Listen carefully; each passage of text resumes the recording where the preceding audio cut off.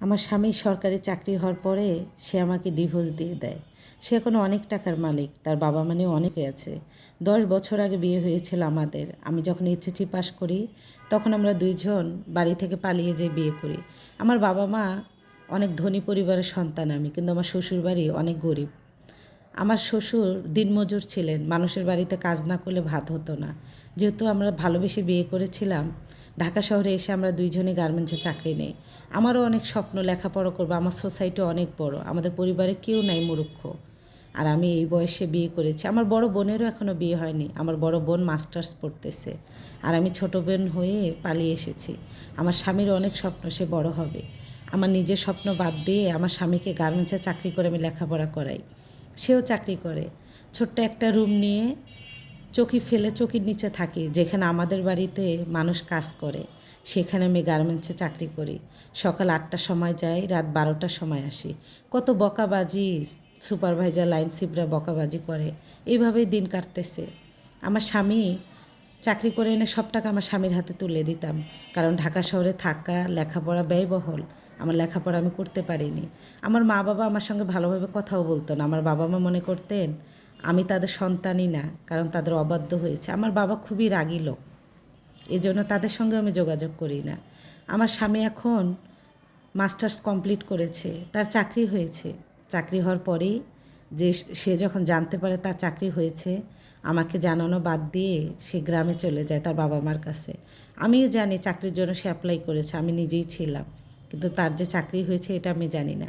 কারণ আমার হাতে তো একটা অ্যান্ড্রয়েড ফোনই নাই, আমার বাটন ফোন। আমার স্বামী বলে অ্যান্ড্রয়েড ফোন পেলে মেয়েরা খারাপ হয়ে যায়। আমি তার কথাই মেনে নিয়েছি। শ্বশুরবাড়ি চলে যায়, তার যোগাযোগ করতে পারছিলাম না, ভয় পাচ্ছিলাম আমার স্বামীকে কেউ কি গুমি করে দিল।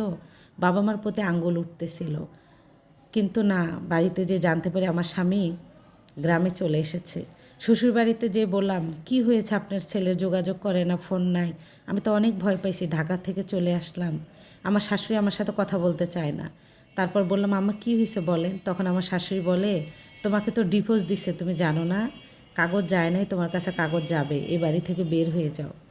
চোখের পানি চলে আসছে। কি বলে আমার স্বামী, 2 দিন আগ থেকে পাচ্ছি না, 2 দিনে আমাকে কিভাবে তালাক দিল।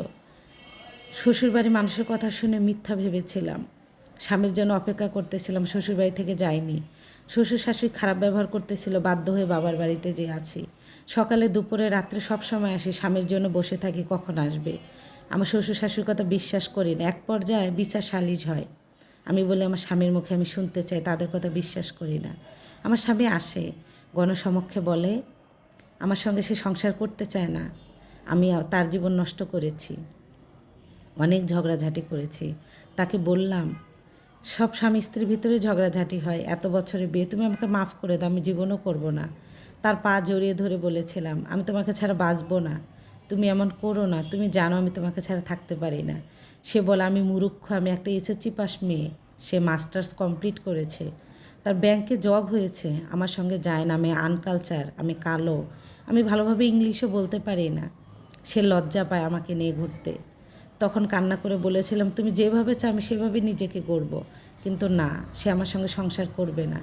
তখন এটার আগে আমি বলেছিলাম, আমার স্বপ্ন মাটি করে আমি তোমাকে লেখাপড়া শিখিয়েছি গার্মেন্টসে চাকরি করে। সে তখন বলেছে, কয় লাখ টাকা দিয়েছো, সব পরিশোধ করে দেবো, আমার 1 মাসের বেতন। তখন আর যে আমার সঙ্গে সংসার করতে চায় না, জোর করে করা যায় না।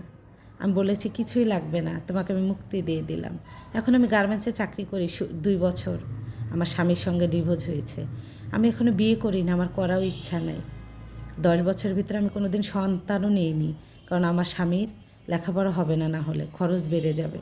শুনেছি সে বিয়ে করেছে, রিসেন্ট তার নাকি সে বউ তালাক দিয়ে দিয়েছে, কারণ তার নাকি শারীরিক সমস্যা হয়েছে। তার অনেক টাকার মালিক, 2টা বাড়ি করেছে আমাদের যশোর শহরে, কিন্তু তার স্ত্রী নাই। আমার বাবার কানে নাকি অন্য মানুষদের খবর দিয়েছে সে আবার আমাকে নিতে চায়, না আমি আর যেতে চাই না। যে আমাকে ছোট থেকে বড় হয়ে ভুলে গিয়েছে, তার সাথে কি আদৌ সংসার করা যায়?